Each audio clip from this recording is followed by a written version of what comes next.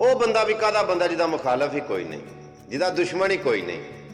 कोई बंदा सी तो बाबा जी को गया तो आखने लगा बाबा जी मेरा कोई दुश्मन नहीं, अलहमदुलिल्लाह सारे बंदे बड़ी याद करते हैं, मेरा कोई मुखालफ नहीं। बाबा जी आखने लगे कोई मुनाफिक जहा बंदा लगता है ना मैं, कोई मैनू बेईमान जहा बंदा लगना, कोई मिठी छुरी लगना मैनू। वो बंदा काहदा बंदा जिहदा मुखालफ ही कोई नहीं, जिहदा दुश्मन ही कोई नहीं।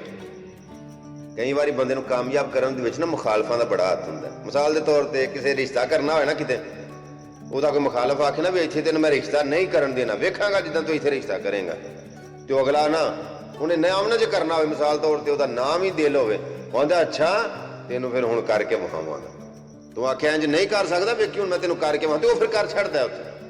कई बारी कामयाब करन दे विच बंदे नूं उहदे मुखालफां दा, लेकिन ना रब्बा सोहणिया मुखालफ दई ते गैरतमंद दई, दुश्मन दई ते गैरतमंद दई, ते सज्जन दई ते मुनाफिक ना दई। रब्बा सोहणिया मुनाफिक सज्जन ना दई ते बगैरत दुश्मन बगैरत मुखालफ ना दई। उन मुनाफिकों की बस्ती में अपने डेरे हैं, ये मेरे मुंह पे मेरे हैं और तेरे मुंह पे तेरे हैं। एक मैं तुहानू इस गल का पता है कि दरिया नूं कूजे च बंद कर छड़न वाला बंदा, घंटे डेढ़ का लैक्चर मैं ना 2-3 मिनटां दे विच उहदा खुलासा कढ के तुहाडे अगे रख छड़ना। उन सारियां वीडियो ना फेसबुक ते नहीं मिलदियां, तुसीं यूट्यूब च लिखोगे ना वैस घुमण सियालकोटी ते बहुत ज़्यादा वीडियो तुहानू मिल जाणगीਆਂ। और वैस घुमण सियालकोटी चैनल सबसक्राइब कर लियो, नाले बैल का बटन ऑन कर लियो, ताकि रोज़ दिहाड़ी नवें तो नवीं तुहानू वीडियो आइंदियां मिलदियां रहन। मैं इस ख्याल का बंदा कि असीं अगे वध सकने आ, वधिया ना मैं अगां अल्लाह ने मैनू अपनी रहमत दे नाल नवाजिया है, असीं अगे वध सकने आ, हसद करन तो बगैर, असीं लोकां दीयां लत्तां खिच्चण तो बगैर, असीं भी किसी मुकाम नूं पा सकने आ सड़न तो बगैर। हाँ जी, एक प्रोफैसर क्लास दे विच जाके ना उन्हें एक ब्लैक बोर्ड के उत्ते लकीर लाई, सारे स्टूडेंटां नूं आख्या कि बेटा इस लकीर नूं छोटियां करना बगैर हथ लाण तो, इस लकीर नूं हथ भी नहीं लाना ते इस लकीर नूं छोटियां करना। सारे स्टूडेंट चुप, काफ़ी देर तो बाद खामोशी टुटी तो एक स्टूडेंट बोलिया, अहे उस्ताद जी, उस्ताद मोहतरम अगर इस लकीर नूं छोटियां करना है ना तो हथ लाना पवेगा।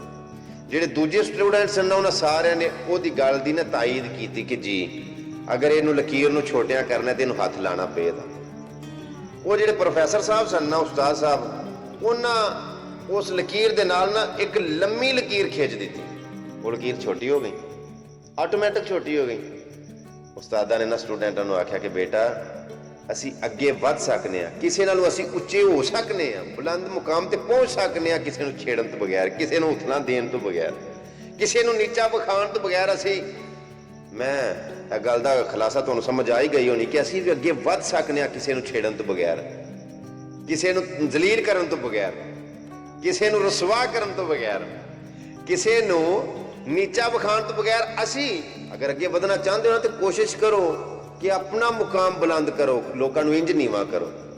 उंज अगर चाहो ना किसी को नीचा विखाना तो उंज किसी को तुसीं नीचा नहीं विखा सकते। अगर अल्लाह ने इज्जत दी ना, तुसीं किसी को बेइज्जत नहीं कर सकते, किसी को बेइज्जत करके तुसीं इज्जत नहीं पा सकते। एक और बड़ी खूबसूरत बात, इंदियां गल्लां ना वेले हो ना अपने अपने घरां दे विच बैठे हो, कोशिश करिया करो बाबा जी इशफाक दीयां किताबां पढ़ो तो वासिफ अली वासिफ दीयां किताबां पढ़ो।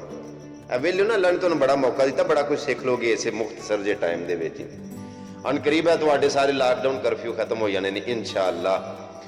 अच्छा जी मैं लगा गल सुनान, उस्ताद मोहतरम ने एक दिन पता की कीता, एक ब्लैक बोर्ड के उत्ते ना एक वर्का लगा के उहदे उत्ते एक मार्कर दे नाल नुक्ता लगाया, ते तालिब इल्मां नूं स्टूडेंटां नूं पुछया कि बेटा की है? सारे आखन लगे उस्ताद जी ये नुक्ता है।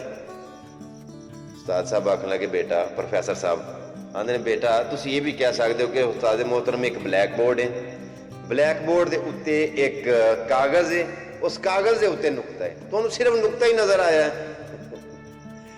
अल्लाह माशाअल्लाह, सानूं नुक्ते नुक्सी ते न सिर्फ नज़र आउंदे ने, होर ते नहीं ना कुछ नज़र आउंदा। कोशिश करिया करो, अपना पॉजिटिव सोच रखो, अपना दिमाग मुस्बत सोचां दी तरफ मसरूफ रखो, ताकि नैगेटिव सोच आवे ही ना।